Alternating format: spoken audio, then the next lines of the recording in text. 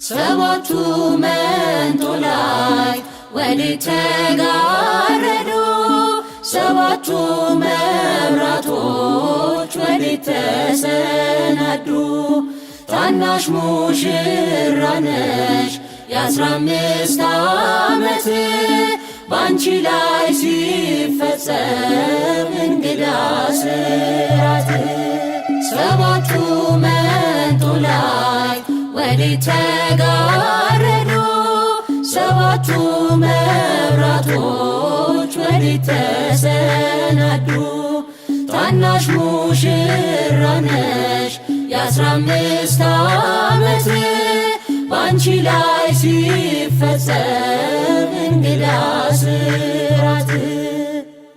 አንድ እየታጠቀ አንድም እየፈታ ገብርኤል ሲያበስርሽ በፍጹም ሰላምታ። ይኩነኒ ብለሽ ስትቀበይው መለኮት እንዴት ነው የተዋሃደው? ይህን ባሰብኩ ቁጥር ልቤ ይመሰጣል። ከዚህ በላይ ፍቅርስ እንዴት ይገለጥ?